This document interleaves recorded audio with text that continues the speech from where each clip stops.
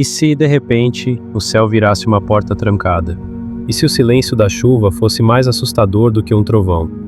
E se uma nação inteira, acostumada a colher e celebrar, tivesse que aprender o som da poeira, e a fome que anda de mãos dadas com ela? E se, no centro disso tudo, existisse um homem sem exército, sem palácio, sem coroa? Apenas uma palavra que ninguém conseguia calar. Israel respirava quente. Não era o calor de um dia comum. Era o calor de semanas que se acumulavam, como se o sol tivesse decidido permanecer mais perto do chão. O vento vinha seco, sem cheiro de água, sem promessa. A terra, antes marcada por caminhos de rebanhos, por trilhas de comerciantes, por campos que sabiam o ritmo das estações, começava a rachar. Fendas finas viravam fendas largas. Poças viravam manchas. E o que antes era expectativa de colheita, agora era contagem de dias. No alto de Samaria, o palácio de Acabe ainda tinha pedra, sombra e corredores. Ainda havia conselheiros, guardas, decisões rápidas. Mas o poder, mesmo cercado de muralhas, não consegue negociar com nuvens. E quando a seca se torna assunto de cada conversa, a inquietação atravessa portas fechadas. Animais emagrecem, cisternas baixam. O povo olha para o céu como quem olha para alguém que já prometeu e não veio. Foi nesse cenário que Elias, o tesbita, surge como uma lâmina de realidade. Ele não chega com música, nem com anúncio. Ele chega e fala. Diante de Acabe, o rei de Israel, Elias declara, com a firmeza de quem não está vendendo opinião, mas entregando sentença, que não haverá orvalho nem chuva, senão segundo a sua palavra. Não é teatro, não é ameaça vazia. É o tipo de frase que, depois de dita, muda o jeito como um homem dorme. E logo depois, Elias se move como se o próprio chão soubesse guiá-lo. O Senhor o direciona para longe, para o leste do Jordão, para um lugar de pedra e sombra estreita, perto do ribeiro de Querite. Ali, o mundo parece menor. Não há multidão, não há altar público. Só há o som de água correndo, no começo, um som que consola, e o vento batendo em arbustos baixos. Elias bebe do ribeiro. E o alimento vem de um jeito que não combina com lógica humana. Corvos trazem pão e carne, de manhã e à tarde. Os dias passam. E a seca não é boato, ela anda. O céu permanece duro. O ribeiro, antes constante, começa a afinar. O barulho de água fica mais fraco. Entre pedras, a corrente se torna fio. Depois, quase nada. Até que o leito revela o que sempre esteve ali: pedra nua, seca, sem brilho. E quando o último filete some, fica um silêncio que assusta mais do que qualquer rugido. Então vem outra ordem: levantar-se e ir para Sarepta, que pertence a Sidom. Ir para fora, para um território ligado à terra de onde Jezabel veio. Ir para uma casa improvável. Elias atravessa caminhos poeirentos, sob o sol que não tem piedade. O mundo inteiro parece estar economizando energia. E, ao chegar à entrada da cidade, ele vê uma mulher recolhendo gravetos. Ela tem o corpo de quem já carregou muito, o rosto marcado por uma preocupação antiga, mãos de quem conhece a aspereza da lenha. E Elias a chama com uma simplicidade que naquele tempo é quase cruel. Pede um pouco de água, num vaso, para beber. Ela vai. Então ele pede mais, um pedaço de pão. A mulher para. O gesto dela congela como se a palavra pão fosse um objeto pesado demais para segurar. E com sinceridade sem ornamento, ela diz que não tem pão. Só um punhado de farinha numa panela e um pouco de azeite numa botija. Ela juntava gravetos para preparar, para si e para seu filho, a última refeição. Depois disso, ela não diz morrer, mas o vazio que fica no ar diz por ela. Elias não ergue a voz. Ele não discute. Ele pede algo que parece impossível. Que ela faça primeiro para ele um bolo pequeno e traga, e depois faça para si e para seu filho. E então, ele entrega a promessa como quem acende uma lâmpada num quarto escuro. A farinha não acabará, O azeite não faltará, até o dia em que o Senhor der chuva sobre a terra. Ela olha para ele como quem mede a distância entre desespero e risco. E no fim, ela escolhe o risco. Ela entra em casa. O interior é simples, apertado, com a luz entrando em faixas, desenhando poeira no ar. Ela mistura o que tem, faz o bolo, entrega. E o que acontece depois não é um espetáculo. É um milagre doméstico, repetido, silencioso, dia após dia. A panela que deveria esvaziar continua oferecendo. A botija que deveria secar ainda brilha por dentro com azeite suficiente. O pão volta a ter cheiro de vida. E assim Elias permanece ali, por muitos dias, vivendo sob um teto que não era dele, observando a fé nascer não em discursos, mas na rotina. Naquela casa, a esperança não vinha em grandes anúncios. Vinha na repetição. Farinha, azeite, fogo baixo, pão quente nas mãos de um menino. Até que a dor entra pela porta como entra em todas as casas do mundo, sem pedir licença. O filho da mulher adoece, e a doença cresce como sombra. A respiração dele fica curta.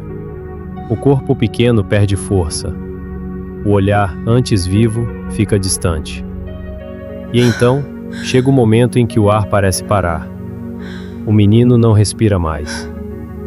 O silêncio que toma aquele quarto não é o silêncio de Querite. É um silêncio com nome e rosto. A mãe se vira contra Elias com lágrimas que trazem também indignação. Ela não está construindo uma teologia. Ela está sangrando por dentro. Vieste a mim para trazeres à memória a minha iniquidade e matares meu filho? É uma pergunta que nasce do choque. Por que agora? Por que aqui? Por que comigo? Elias não responde com frieza. Ele pede o menino. Toma-o nos braços e sobe ao quarto de cima, onde a luz é mais crua e o vento entra com mais liberdade. Ele deita o menino em sua cama. E então, sozinho, Elias clama ao Senhor. Ele se estende sobre a criança, uma imagem intensa, humana, desesperada, e pede que a alma do menino torne a entrar nele. 3 vezes. O tempo parece ficar pesado, como se o mundo inteiro estivesse esperando o retorno. E então, a vida volta. Um suspiro primeiro, um movimento pequeno. O ar entrando como se fosse a primeira vez. Elias toma o menino e desce. Entrega-o à mãe com uma frase que carrega o peso de uma porta reaberta. Vê, teu filho vive. Ela segura o filho como quem segura uma prova viva contra o desespero. E com voz tremida, ela diz aquilo que, para ela, não é slogan, mas conclusão inevitável. Que Elias é homem de Deus, e que a palavra do Senhor em sua boca é verdade. O tempo avança. A seca continua devorando Israel. E então, no 3º ano, vem a ordem que muda o rumo da história. Elias deve apresentar-se a Acabe, porque a chuva, finalmente, está a caminho. Mas antes da chuva, há um confronto. Acabe procura Elias como quem procura o culpado pelo próprio sofrimento. E quando vê, a frase sai carregada de acusação. És tu, o perturbador de Israel? Elias devolve sem medo. Ele não aceita o título. Ele aponta o verdadeiro conflito. Não foi ele que perturbou Israel, mas o rei e a casa do rei, ao deixarem os mandamentos do Senhor e seguirem Baal. Elias propõe algo que não cabe em corredores de palácio, cabe em montanhas. Um encontro público, um teste visível. Ele pede que Acabe reúna todo Israel no Monte Carmelo, e também os profetas de Baal, 450, e os profetas de Azerá, 400, que comiam à mesa de Jezabel. A notícia corre como faísca em palha seca. O povo sobe. O monte se enche.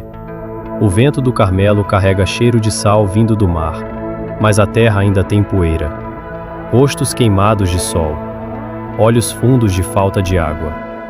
A multidão traz uma mistura de esperança e medo, porque, quando a fome aperta, as pessoas querem respostas, mas também temem o preço. Elias se coloca diante de todos, não como político, não como general, como alguém que exige decisão.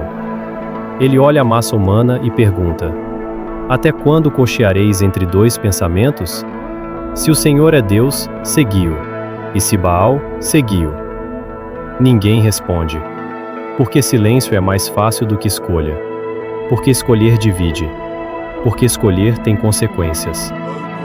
Elias define o procedimento com clareza. 2 novilhos. 2 altares. Madeira. Nenhum fogo humano.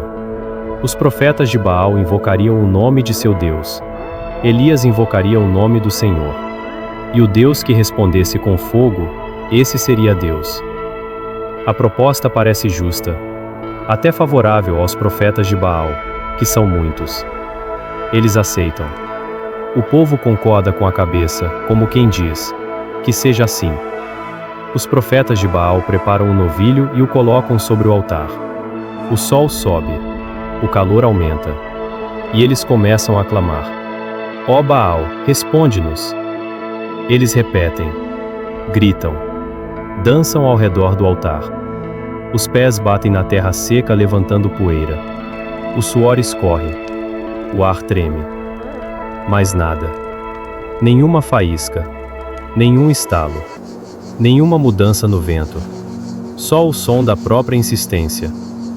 O tempo passa. O sol se aproxima do meio-dia. E Elias, com uma ironia que corta como pedra, começa a falar. Que gritem mais alto. Talvez Baal esteja meditando, ou ocupado, ou em viagem. Talvez esteja dormindo e precise ser despertado. A multidão ouve. Alguns prendem a respiração. Outros olham para os profetas como se esperassem, enfim, um sinal que justifique anos de altar estranho. Os profetas de Baal gritam mais alto. E então o rito escurece. Eles se cortam com facas e lancetas, segundo o seu costume, até que o sangue escorre. A cena fica feroz. A fé deles parece faminta, desesperada, violenta. Eles profetizam, se agitam, insistem, como se o barulho pudesse obrigar o céu. Mas o céu permanece vazio. A tarde chega, e a escritura é brutal na sua simplicidade. Não houve voz, nem resposta, nem atenção. Então Elias chama o povo: chegai-vos a mim. E o povo se aproxima, como quem se aproxima de algo que pode acabar de vez com a dúvida, ou com a ilusão. O altar do Senhor estava quebrado, pedras espalhadas, memória de um culto esquecido. Elias o restaura. Ele toma 12 pedras, conforme o número das tribos dos filhos de Jacó, a quem veio a palavra do Senhor. Uma a uma, ele coloca as pedras no lugar, como se reerguesse não só um altar, mas uma identidade. Ele faz um rego ao redor do altar, como quem desenha uma fronteira. Ele arruma a madeira, corta o novilho, coloca-o sobre a madeira. E então ele faz algo que num tempo de seca parece absurdo, quase ofensivo. Ele manda trazer água. 4 cântaros. Derramam sobre o holocausto e sobre a madeira. A água escorre, escurece a madeira, pinga pelas pedras. Elias manda repetir. 2ª vez. Mais água. O povo acompanha com olhos arregalados. O som da água é raro demais para ser desperdiçado. Elias manda repetir uma 3ª vez. A água corre ao redor. Enche o rego. Agora não há desculpa. Se fogo vier, não será por acaso. Não será por truque. Não será por faísca escondida. No momento da oferta da tarde, Elias se aproxima. E não grita, não dança, não se fere. Ele ora. A oração é direta, sem floreio, como uma chave encaixando na fechadura do céu. Ó Senhor, Deus de Abraão, de Isaque e de Israel, manifesta-se hoje que tu és Deus em Israel, e que eu sou teu servo, e que, conforme a tua palavra, fiz todas estas coisas. Responde-me, Senhor, responde-me, para que este povo saiba que tu, Senhor, és Deus, e que fizeste voltar o coração deles. E então acontece. O fogo do Senhor cai, não como vela tímida, cai como resposta. Consome o holocausto, consome a madeira, lambe as pedras, seca a água do rego. A cena é de uma intensidade que faz o corpo lembrar que existe algo maior do que ele. O ar se enche de calor e luz. O monte inteiro parece prender a respiração. O povo vê e cai com o rosto em terra. E a frase explode em uníssono, não como debate, mas como rendição. Só o Senhor é Deus. Só o Senhor é Deus. Elias não deixa o momento escapar como um suspiro que passa. Ele ordena que os profetas de Baal sejam presos. Nenhum escapa. Eles são levados ao ribeiro de Quizon, e ali são mortos. Uma conclusão dura, pesada, própria de uma época em que a disputa entre lealdades não era simbólica, mas total. Depois disso, Elias se volta para Acabe e diz algo que parece impossível de dizer diante de um céu ainda limpo. Que coma e beba, porque já se ouve ruído de abundante chuva. Acabe desce para comer. Elias sobe ao cume do Carmelo. Lá em cima, o vento é mais forte, e o mar, ao longe, é uma faixa escura sob a luz do fim de tarde. Elias se inclina por terra e põe o rosto entre os joelhos. A posição não é de performance, é de urgência. Ele manda seu servo olhar para o lado do mar. O servo vai, olha, volta. Nada. Elias manda de novo. Nada. De novo. Nada. 6 vezes a resposta é a mesma. Céu vazio, horizonte duro, mar distante. Na 7ª vez, o servo volta com uma coisa pequena na voz, como quem tem medo de estar imaginando. Uma nuvem pequena, como a palma da mão de um homem, subindo do mar. Pequena, quase ridícula, quase imperceptível. Mas, para quem esperou anos, pequenos sinais são portões. Elias se levanta como quem reconhece a linguagem do céu. Ele manda avisar Acabe. Prepare o carro e desça, para que a chuva não o detenha. E então o mundo muda rápido. O céu escurece, o vento cresce. O ar ganha cheiro de água antes mesmo da água cair. As primeiras gotas batem na terra e levantam um perfume que faz o peito doer. Terra molhada, vida voltando. Em pouco tempo, a chuva se derrama com força. Não é garoa, é abundância. É como se o céu, que ficou trancado por tanto tempo, agora não conseguisse parar de abrir. Acabe corre com seu carro em direção a Jezreel. E Elias, tomado por uma força que a narrativa atribui à mão do Senhor, prende sua capa aos lombos e corre adiante do rei, pela estrada molhada, sob o trovão e o som da água, como se a própria história estivesse sendo empurrada para a frente. E Israel, enfim, ouve novamente aquilo que tinha esquecido, o barulho da chuva. E, quando a noite cai, não é uma noite vazia. É uma noite cheia de pingos, de poças, de telhados cantando, de terra bebendo. Uma noite em que o silêncio do céu foi quebrado, não por gritos humanos, mas por uma resposta.